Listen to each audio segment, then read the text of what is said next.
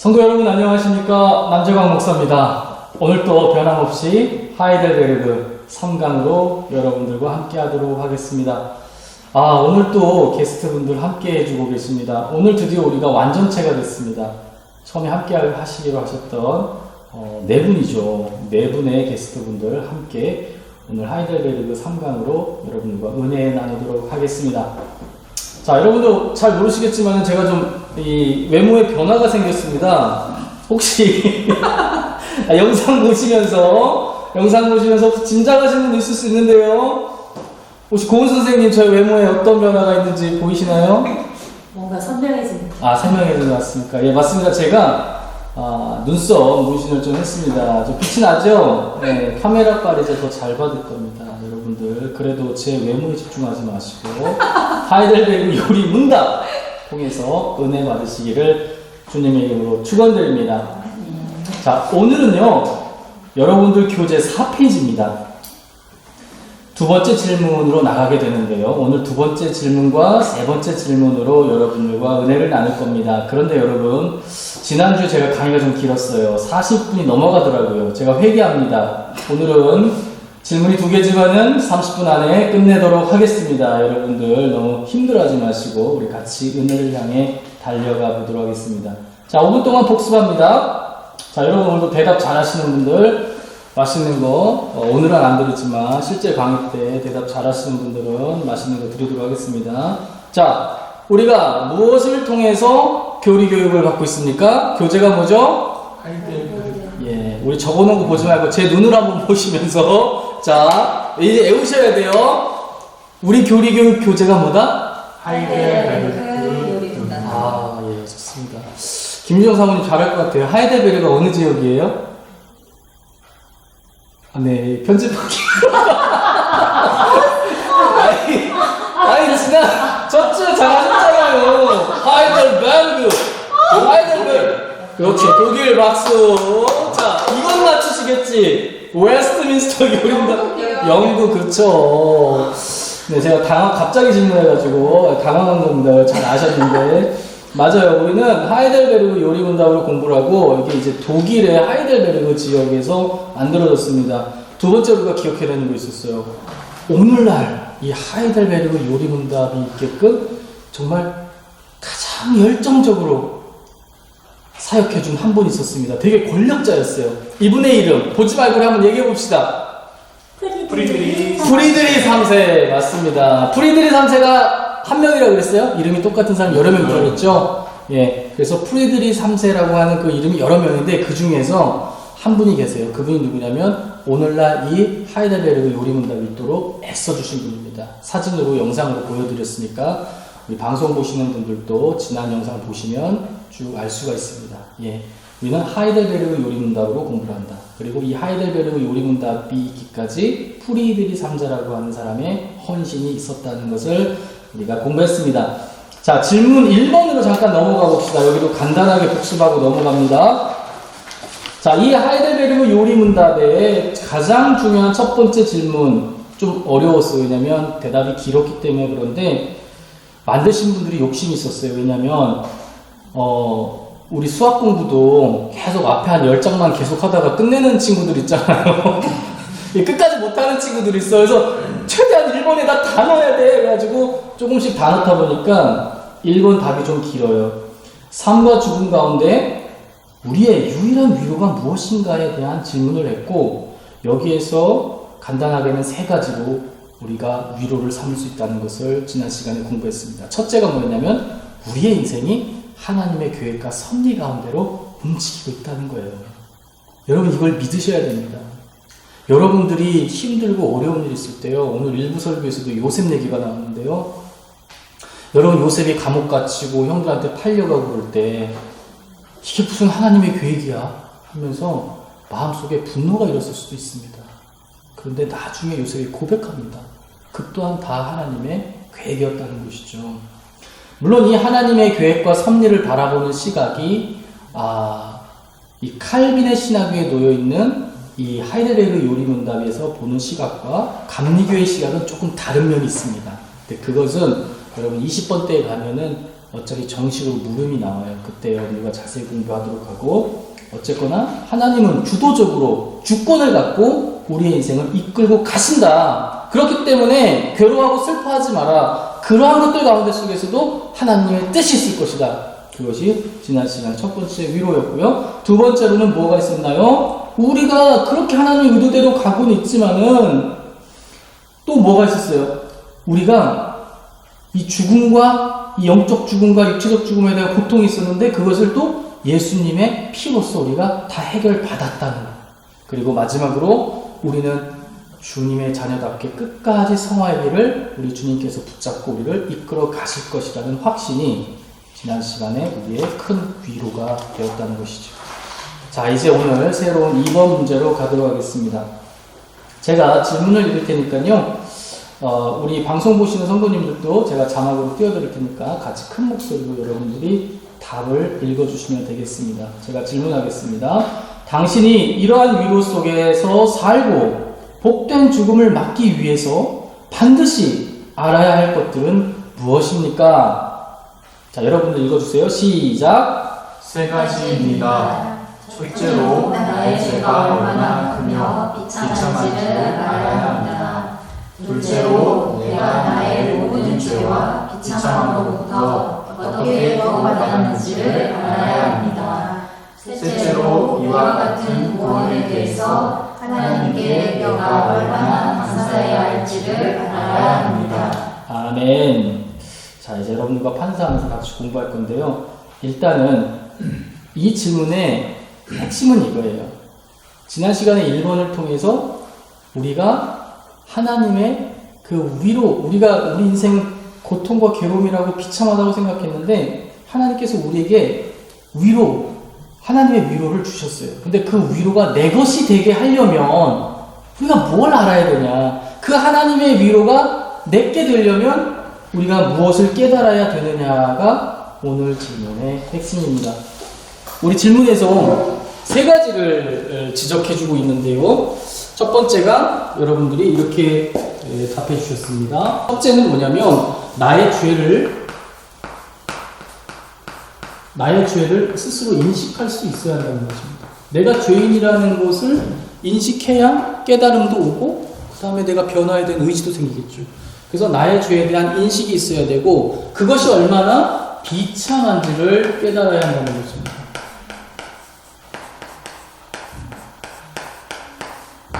여기다가 좀 추가하자면 나의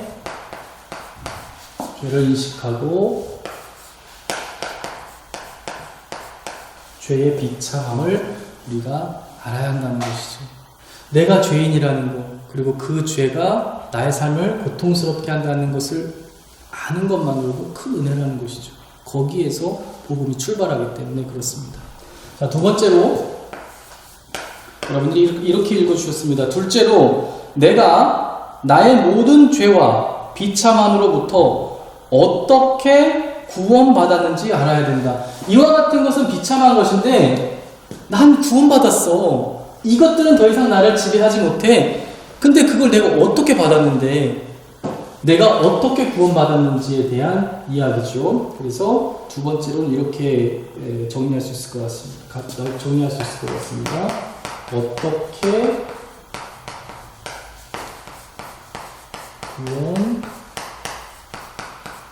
구원받았나.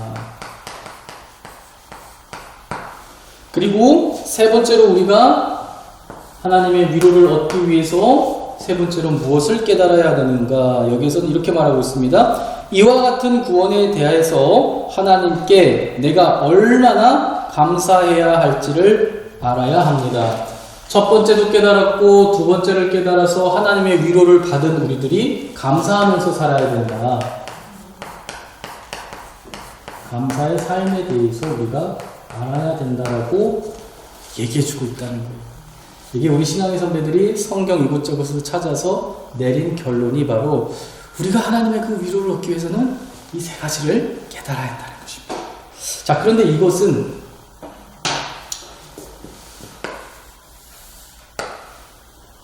성경의 로마서의 구성과 똑같거든요. 그러니까 이 하이델베르그 요리문답을 만든 우리 신앙의 선배들이 우리들한테 이렇게 인생의 중요한 권면들을 할 때 그냥 막 한 게 아니고 막 중구난방한 게 아니고 이것을 무엇을 통해서 아주 체계화를 잡았느냐. 로마서, 신약 성경의 복음의 꽃 중의 꽃이라고 할 수 있는 로마서. 복음이 왜 필요하고 우리가 어떻게 구원받았고 구원받은 사람들은 어떻게 살아야 되는지 이 로마서에서 잘 정리해서 기승전결로 쭉 풀어서 썼는데 그 로마서를 기초로 해서 그대로 우리에게 답을 해주고 있다는 것입니다. 자, 첫 번째로는 우리가 죄를 깨달아야 되고 죄의 비참함을 알아야 된다는 것이 로마서 1장 여기다 써드릴게요. 로마서 1장 18절부터 3장 21절까지의 내용이래요. 여러분 성경 갖고 오셨죠? 한번 우리 로마서를 한번 꺼내보도록 하겠습니다. 여러분 로마서를 직접 찾아서 이 구조를 비교해보면 나중에 여러분들 로마서 읽을 때 그대로 깨달아 볼 수 있겠죠. 자, 로마서를 찾으시고요. 로마서에 보면 여러분들 그 성경에 보면 이렇게 한 단락 앞에 소제목을 달아놨을 거예요. 그죠? 여러분들 성경 한번 보세요. 소제목 달려있어요? 예, 안 달려있으면 좀 싼 성경책일 수 있어요. 좀 달려있는 거 사주시고요. 자, 첫 번째 단락의 제목을 무엇이라고 달아놨어요? 모든 경건하지 않과 불의. 예, 그 다음에 이렇게 쭉 읽어보세요. 또. 하나님의 심판. 네. 유대인과 율법. 아, 로마서 1장부터 벌써 그 얘기가 나와요? 네. 아, 그 2장입니다. 아까 2장. 아, 그건 2장이죠? 네. 1장부터 한번 읽어주실래요? 이 바울 인사도 있을 거예요, 한번. 네, 인사부터 한번 쭉 읽어봐 주실래요? 자. 인사. 네. 바울의 로마 방문 계획. 네. 모든 경건하지 않음과 불의. 네, 자. 그러니까 처음엔 인사했어요, 그죠? 인사하고 편지 시작하는데, 아까 양주아 집사님이 세 번, 마지막에 읽은 게 뭐가 나왔어요? 모든 경건하지 않음과 불의. 이 모든 경건하지 않음과 불의의 상태에 우리가 있다는 거를 이제부터 설명하기 시작하는 거예요. 다음에 어떤 제목이 있습니까? 2장이요? 네네. 2장. 하나님의 심판. 네. 자, 그러니까 우리가 그런 불의한 상태에 있기 때문에 하나님의 심판이 기다리고 있다. 계속 우리의 죄를 보도록 계속 말해주고 있어요. 또 한번 읽어주시죠. 유대인과 율법. 예, 유대인과 율법. 또 2장 끝이에요. 2장 끝이에요. 그럼 3장 초반에 한 2개 정도 제목 읽어주실래요? 다 죄 아래에 있다. 예. 또 하나 더. 하나님의 의. 네. 자, 다 우리는 죄 아래 놓여 있다. 너희들 다 죄인이야. 니네 의인이라고 생각하지? 아니야. 하나님의 그 위로가 너희들의 것이 되려면 너희들 있잖아. 잠시만요. 불안하게. 우리는 다 의인이라고 살고 있는데 하나님의 그 위로가 내 위로가 되려면 가장 먼저 우리가 죄인이라는 것을 깨달으라고 말해주고 있다는 것입니다. 여러분, 예수님께서 이 땅에 오셨어요. 그런데 유대인들은 그 예수님을 보지 못합니다. 왜냐하면 유대인들은 자신들이 의인이라고 생각했고 죄인이라고 생각하지 않았기 때문에 그래요. 그런데 그 예수님을 오히려 본 사람들이 있습니다. 누가 봤죠? 세리와 창녀들. 당시에 다 죄인이라고 손가락질하던 사람들. 누가 봐도 저 인간들은 죄인이야 라고 하던 그 사람들이 도리어 예수님을 보게 돼요. 왜? 그들은 스스로 죄인이라고 생각했기 때문에 그렇습니다. 어느 날 예배당에 와서 이 바리새인들이 기도합니다. 그들은 떳떳하게 막 소리쳐 기도합니다. 제가 11조를 했고요. 제가 주일 성수했고요. 기도합니다. 그런데 세리는 예배당에 감히 들어오지도 못하고 저 끝에 거기서 아이고 하나님 저는 죄인입니다. 저를 용서해 주세요. 그런 사람이 오히려 하나님 은혜 가운데로 들어가게 되더라는 것입니다. 그래서 하나님의 위로를 얻으려면 우리가 먼저 죄인이라는 인식을 해야 된다는 거예요. 그리고 그 죄의 삶이, 그 죄 아래서 사는 삶이 얼마나 비참한지를 깨달아야 한다는 것입니다. 우리 지난 시간에 삶이 다 고통이고 또 고난이라는 것을 우리가 지난 시간에 나눴어요. 오히려 여러분 상식적으로 우리가 하나님께 범죄했고 우리 조상들이 범죄했고 우리가 그 결과로 에덴 동산에서 쫓겨나 있는데 그 삶이 행복하고 막 좋아 죽겠고 야 난 여기가 최고야 난 다른 거 필요 없어 너무 만족스러워 그게 더 이상하죠. 우리는 지금 에덴의 동쪽에서 살고 있거든. 그래서 그 삶이 비참하다는 것을 깨달아야 한다는 것입니다. 자, 그 다음에 우리가 그러한 상황에서 어떻게 구원받게 되었는가에 대해서 쭉 설명하고 있는데 그것도 역시 로마서의 구조를 따라 흐르고 있다는 것입니다. 어디냐면 로마서 3장 21절부터 11장 36절까지. 자, 여기서는 이제 초반에는 죄에 대한 얘기가 있었다면, 불의한 세상에 대한 얘기가 있었다면, 이제 하나님의 의가 예수님을 통해서 이 땅 가운데 나타나고 있음이 로마에서 피력되고 있습니다. 몇 가지 소제목들 거기 한번 읽어주시겠습니까? 3장, 아까 양주한 집사님이 하나님의 의가 드러났다고 하는 그 부분부터 몇 가지, 한 3-4가지 제목 좀 읽어주세요. 아브라함의 믿음과 그로 말미암은 언약, 네. 의롭다 하심을 받은 사람의 삶, 네. 아담과 그리스도, 네. 그리스도와 함께 죽고 함께 산다, 네. 하나 더. 의의 종. 네. 자, 의다, 예수 그리스도의, 그리스도에 대한 이야기들이 이제 본격적으로 나오기 시작하죠. 너희들이 이런 상태였어. 그런데 예수 그리스도께서 너희들을 하나님의 의로서 구원하실 거야가 로마서의 중심부 내용이고, 그것이 바로 우리가 오늘 하나님의 진정한 위로를 내 것으로 만들기 위해서 그 예수 그리스도가 무엇을 하셨는지를 우리가 깨달아야 한다는 것입니다. 자, 세 번째로는 로마서의 이제 12장 1절부터 16장 27절까지 말씀입니다. 자, 그렇게 구원받은 사람들은 어떻게 살아야 되느냐, 그 삶에 대한 이야기가 이제 마지막으로 등장을 하고 있다는 것입니다. 그러니까 어떻게 보면 우리 신앙생활하고 똑같은 거예요, 흐름이. 그죠? 우리가 어떻게 복음을 통해서 구원받고 하나님의 위로를 누릴 수 있느냐. 첫 번째로 내가 죄인인 걸 깨닫고 회개한 다음에 애통하면서 오라 나는 공부한 자로다, 누가 나를 구원할까 외칠 때에 예수 그리스도를 통한 복음을 알게 되고, 그 복음을 통해서 구원을 받고, 구원받은 다음에 우리가 어떤 삶을 살아요? 변화된 삶을 살잖아요. 그래서 흐름이 이렇게 쭉 구성이 되겠죠.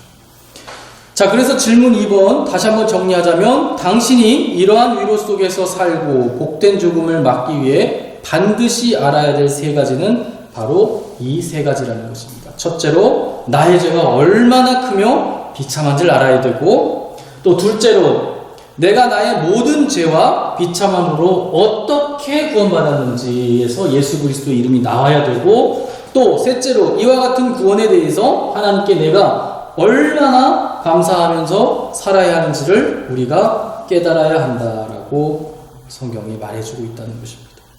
자, 여러분들이 나중에 스스로 이제 공부를 해야 되니까 대표 구절을 좀 찾아내면, 우리가 죄인이라는 걸 깨달아야 돼요, 이 부분에서는 여러분들 어떤 본문 말씀 적어놓으면 나중에 공부가 될까요? 자, 마가복음 2장, 여기는 마가복음 2장 17절. 뭐냐면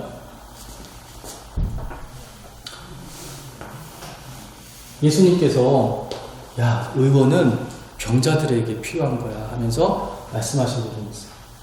그것이 이 말씀을 지지해주고 있고요.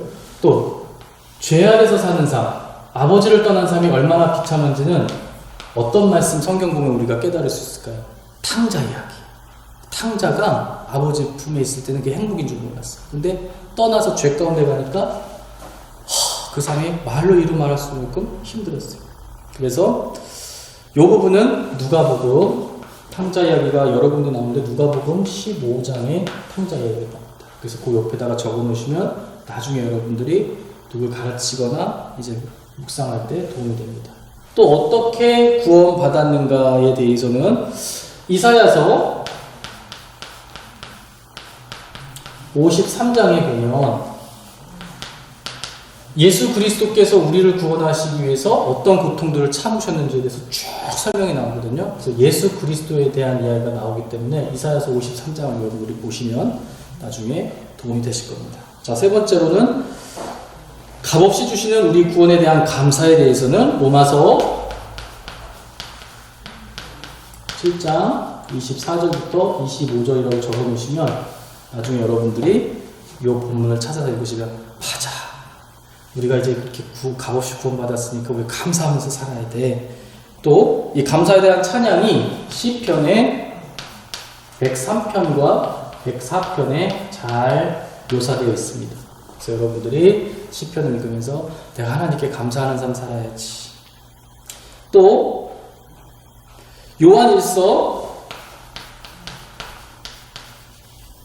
5장 3절을 보면 내가 하나님 사랑하면서 이 말씀들 순종하면서 살아야지, 감사하면서 살아야지 하는 깨달음이 오는 것이고, 그래서 이 본문들 쭉 적어 놓으시면 여러분들이 이 본문들을 읽고 깨닫고 이것을 깨달으면 하나님의 위로가 여러분들의 것이 될 수 있다는 것입니다. 자, 이렇게 해서 2번 문제는 넘어가도록 하고요. 자, 이제 3번 문제로 가도록 하겠습니다.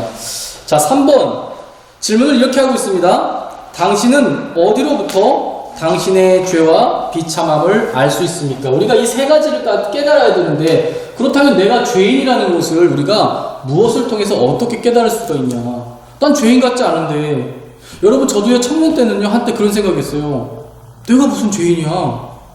나 같은 사람만 세상에 있으면 세상 진짜 평화롭지, 법 없이도 살 사람이지 라고 생각했는데 그건 저의 착각이었습니다.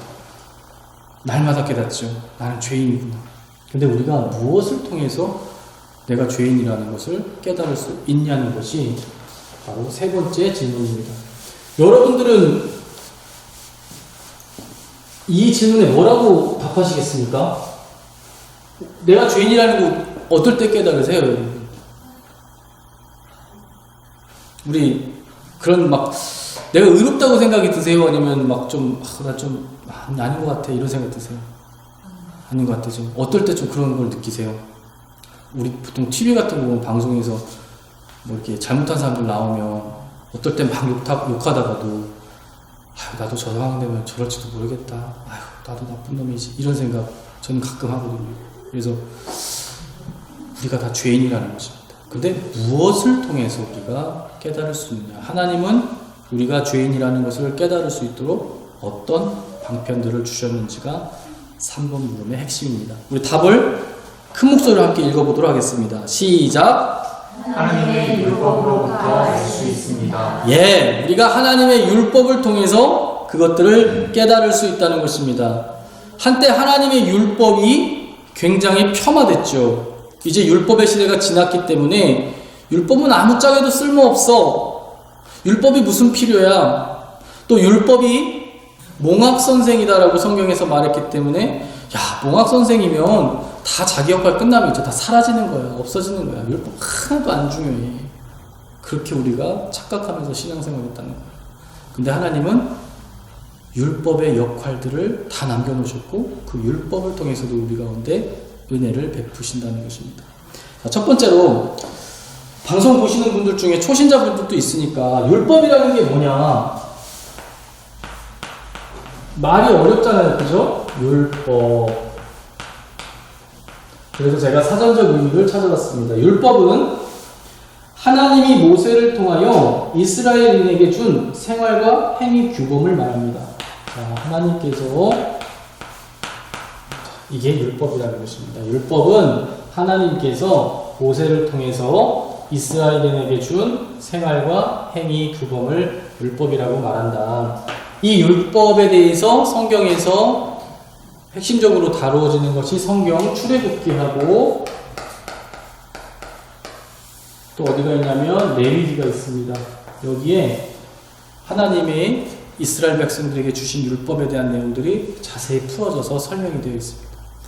그 율법의 어떤 틀이 뭐냐면, 그러니까 틀이라기보다는 어떤 형태가 뭐냐면 기본적으로 뭐뭐를 해라.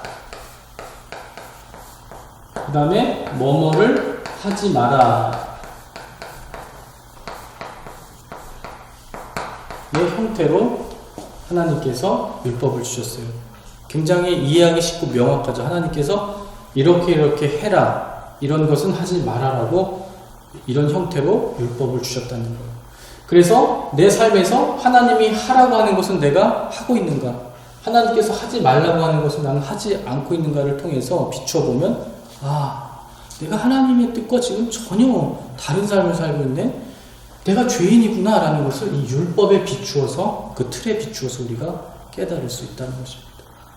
그런데 어느 순간인가 이 율법이 되게 무가치한 것처럼 우리들 가운데 여겨지기 시작했죠. 예수님이 오시기 전에는 율법을 행함으로써 우리가 구원을 받았습니다. 이런 것을 행위 언약이라고 합니다.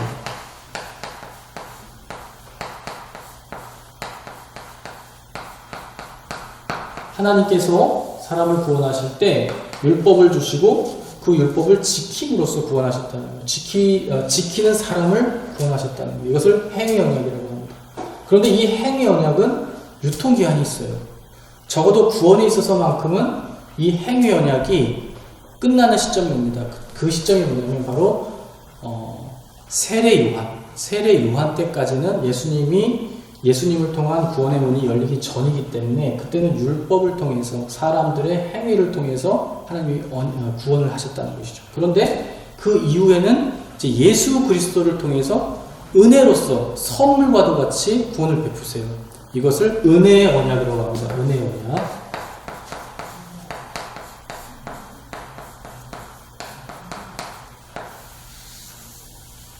자, 행위 언약에서 은혜 언약으로 넘어갔다는 것이죠. 이 분기점이 되는 사건이 아까 뭐라고 그랬나요? 제가 말씀 여러분들 중요하니까 한번 찾아보도록 하겠습니다.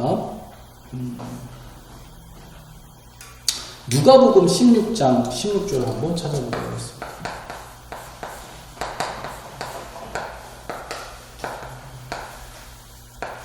자, 누가복음 16장 16절. 하나님께서 애우기도 좋게 16, 16이네요. 자, 누가복음 16장 16절을 찾아서 우리 다 찾으셨나요?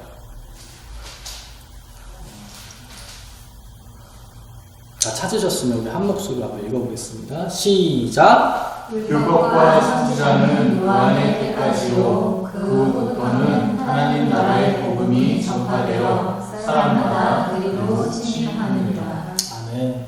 복음이 전파돼. 복음이라고 하는 문을 통해서, 즉 예수 그리스도의 문을 통해서 이제는 거기로 천국에 들어갈 수 있다는 겁니다. 그러니까 율법도 역할을 하던 시대가 있었어요. 그런데 그 시대가 이제 세례 요한 시대 이후로는 예수 그리스도의 복음의 시대이기 때문에 그때는 이 은혜 언약을 통해서 우리가 구원을 받을 수 있다는 것이죠. 그래서 사람들이 이제는 율법 필요 없는 거 아니야? 라고 하면서 율법을 무가치하게 여기게 됐다는 거죠. 절대 그렇지 않다는 거죠. 이 율법을 통해서 우리가 죄인이라는 것을 깨달을 수가 있다는 것이고, 율법을 안 지켜도 되느냐? 이렇게 질문하시는 분들 많은데 예수님은 또 어떤 말씀을 하셨습니까? 너희의 의가 서기관과 바리새인들보다 높아야 된다고 했잖아요. 그 얘기 뭡니까? 우리의 삶의 모습도 충분히 율법에 비추었을 때 의로워야 된다고 예수님께서 말씀하고 계시다는 것입니다. 자, 마태복음 5장 17절과 18절. 먼저 17절을 읽어보도록 하겠습니다. 시작! 내가 율법이나 선지자를 폐하러 온 줄로 생각하지 말라. 폐하러 온 것이 아니요 완전하게 하려 함이라.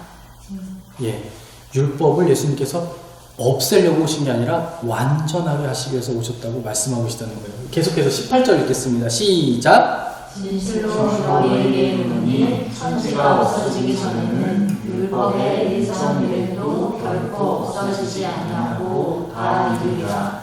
예, 그래서 예수님이 오셨다고 해서 율법이 사라진 것이 아니고 모세를 통해 주신 그 율법의 예식법이나 의식법은 그거는 변경이 될지 모르겠지만 그 율법 안에 담겨있는 하나님의 명령, 그 율법 안에 담겨있는 하나님의 뜻은 계속 우리를 통해서 이어져서 완성이 되어야 된다는 거예요. 그 율법 안에 담겨있는 하나님의 뜻이 뭐냐?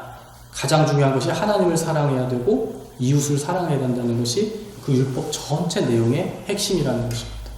자, 어딜 가면 그것을 찾을 수 있을까? 마태복음 22장으로 한번 가보도록 하겠습니다.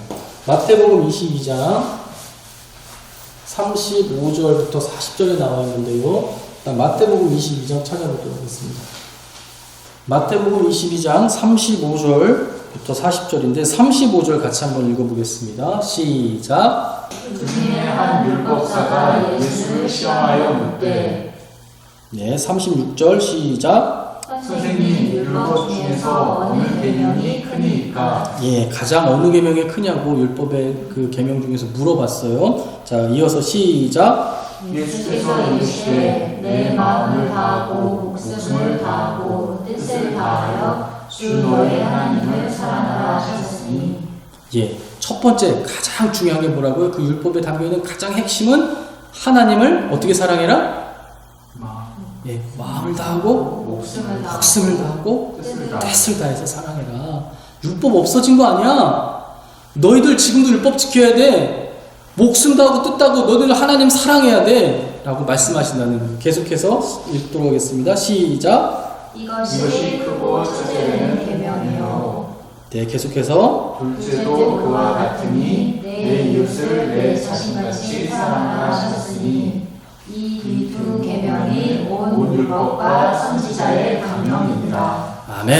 네, 맞습니다. 율법은 사라진 것이 아니고 하나님을 사랑해야 되고 이웃을 사랑해야 되는 것이 오늘날 우리가 지켜야 되는 율법이라는 것입니다.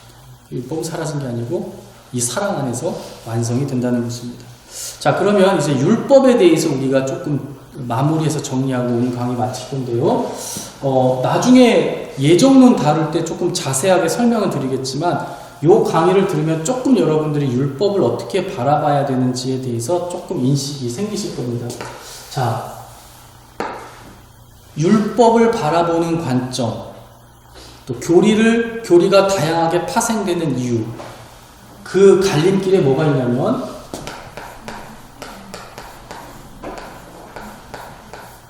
인간이 어떤 행위를 할 때, 행위라고 하니까 좀 말이 어려운데 행동이라고 할게요.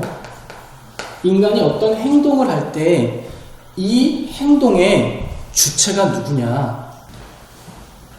자, 율법을 바라보는 다양한 시각이 어디서 존재하냐면 이 인간의 행동의 주체가 누구냐로 보냐에 따라서 다 제각각 바뀐다는 거예요. 첫 번째로는 하나님이라고 믿는 사람들이 있어요. 자, 예를 들어서 남재강 목사가 분필을 이렇게 딱 들었어요. 그러면 이 분필은 남재강 목사가 든 것입니까? 아니면 하나님이 들게 하신 것입니까? 여러분 생각은 어떠세요? 고은순 집사님은 고은순 집사님 들었어요. 제가 부른 것입니까? 하나님이 부르게 하신 것입니까? 제가 부른 것이다. 예. 김희정 집사님 어떻게 생각하세요? 제가 분필을 들었어요. 이거는 하나님이 들게 하신 것입니까? 아니면 제가 든 것입니까? 목사님 들은 거예요. 상황에 따라 다르죠. 미리 답해 주셨는데, 두 분은 목사님이 든 거지 이렇게 생각한다는 거예요. 근데 어떤 사람들은 야, 어떻게 그게 목사님이 든 거야. 목사님이 든 것처럼 보이지만 들을 마음속에 불어넣어 주시고 들 수 있는 힘을 주시고 근육을 주시고 또 집사님하고 부를 수 있는 생각을 넣어 주시고 집사님하고 부를 수 있는 환경을 만들어 주신 하나님이 하신 것이지. 그래서 어떤 사람들은 인간의 행위의 주체가 하나님이라고 부르는 사람들이 있어요. 이 사람들은 어떤 생각을 하면서 사냐면 너가 구원받았어? 네가 율법을 잘 지켰어? 네가 구원받았어? 그거는 네가 잘해서 구원받은 게 아니고 하나님이 너를 구원해 주신 거야 라고 생각한다는 거예요. 그래서 이 행위의 주체가 하나님이라고 믿는 사람들에게 있어서 네가 구원받는 것은 너의 공로는 아무것도 없어. 1%도 없어. 그것은 다 하나님의 은혜야. 그래서 아멘 하면서 사는 사람들이 있다는 거예요. 근데 이렇게 고백할 때까지는 좋았는데 이게 시간이 흐르면서 어떻게 변질이 되냐면 이렇게 고백하는 사람들이 왜 이런 고백을 하게 됐냐면 야, 하나님이 분필을 들 수 있는 힘도 주셨지만 성경에 보니까 만세전부터 하나님은 다 계획하셨다더라. 네가 분필 들 수 있는 생각이 지금 딱 든 것도 사실은 거슬러 가보면 하나님께서 만세전에 들을 수 있는 생각을 넣어주시기로 작정하셨기 때문에 그런 거야. 다 하나님의 계획이야. 그래서 네가 구원받는 것도 다 하나님의 계획이야. 네가 열심히 잘 살아서 율법을 잘 지켜서 구원받은 게 아니고 그 또한 하나님의 계획이기 때문에 네가 개차반 같이 살아도 구원하기로 작정한 사람은 구원받을 것이고 네가 열심히 살아도 버림받기로 작정된 사람은 버릴 것이야. 이렇게 나중에 변질되게 됩니다. 자, 이런 생각을 가진 사람들은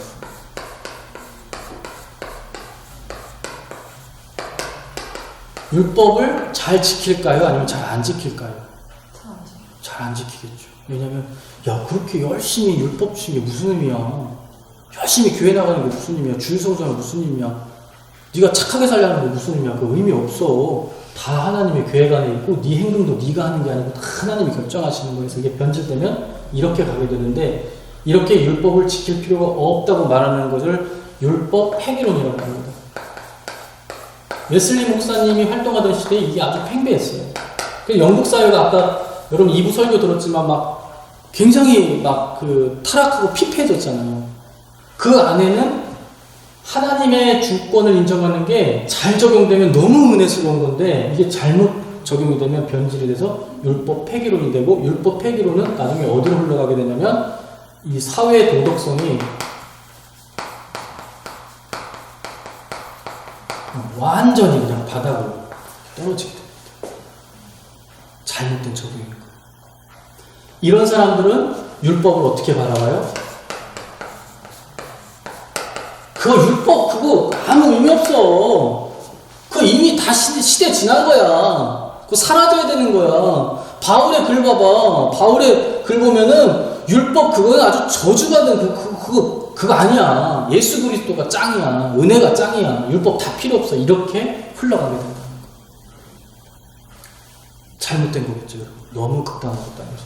자, 반대로 아까 우리 집사님 두 분은 남재강 목사가 분필 든 거 그거 남재강 목사가 한 거야. 어떤 행위의 주체는 사람이고 하나님은 도우실 뿐이야. 그래서 어떤 거를 결정할 때 하나님은 인간에게 철저하게 자유의지를 주셨기 때문에, 자유의지를 존중하시기 때문에 무엇인가 했다면 그것은 사람이 한 거야.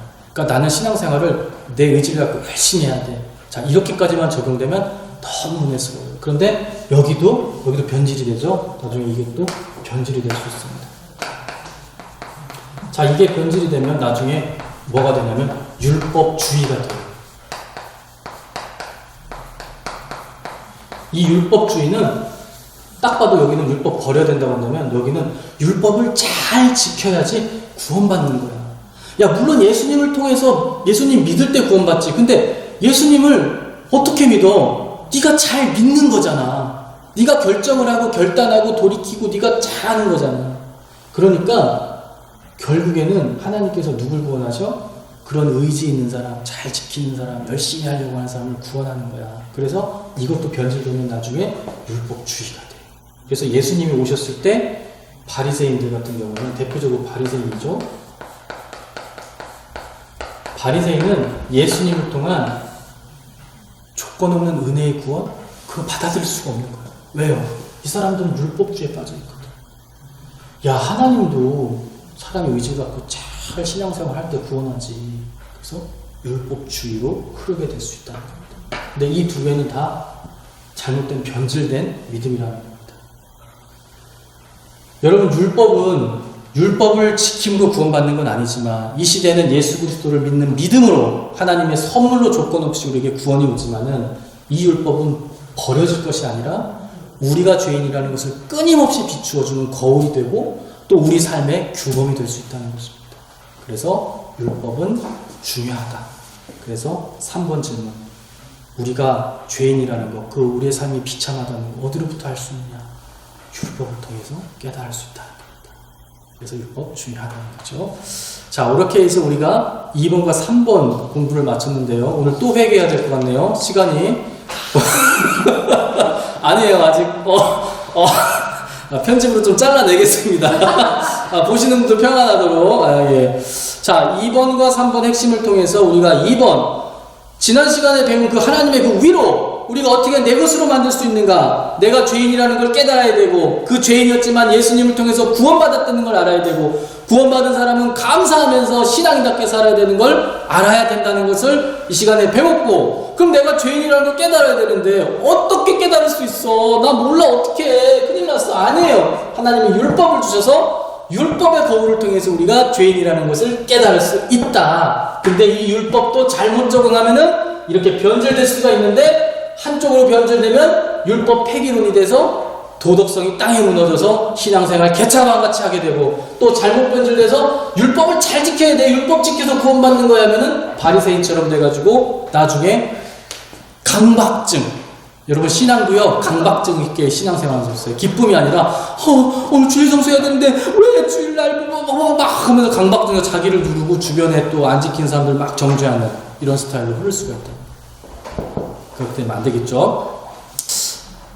자, 이렇게 해서 이번 주 하이델베르그 요리문답 3강은 마쳤습니다. 이제 2주 뒤에 여러분들과 4강으로 함께 하도록 하겠습니다. 제가 기도하고 오늘 모든 강의를 마치도록 하겠습니다. 사랑과 은혜가 많으신 하나님 아버지 감사합니다. 오늘 강의를 통해서 하나님, 우리가 그 하나님의 위로가 우리의 위로가 되기 위해서 우리가 꼭 알아야 할 것이 있다는 것을 깨달았습니다. 또 하나님, 우리가 하나님이 주신 율법을 통해서 우리가 죄인이라는 것을 깨닫게 됩니다. 하나님, 우리 가운데 구원의 문이신 예수 그리스도를 보내주셨사오니 우리가 하나님 그 은혜의 아버지와 힘입어 우리를 다 구원하여 주시고 이 죄 아래에서의 모든 비참한 삶 가운데 속에서 우리를 건져내 주시옵소서. 하나님께서 마련하신 그 모든 위로가 우리의 위로가 되기를 원합니다. 아버지, 역사하여 주시옵소서. 또한 하나님 아버지, 이 하이델베르그 요리문답 강의와 함께 하셔서 아버지, 부족한 종이 잘못된 정보를 아버지 말하게 될 때에는 하나님 아버지 깨닫게 하시고 돌이키게 하시고 다시 정정할 수 있는 지혜와 또한 용기를 허락하여 주시옵소서. 주님께서 이 강의와 늘 함께 하실 것을 믿사오며 예수님의 이름으로 간절히 기도드렸사옵나이다. 아멘.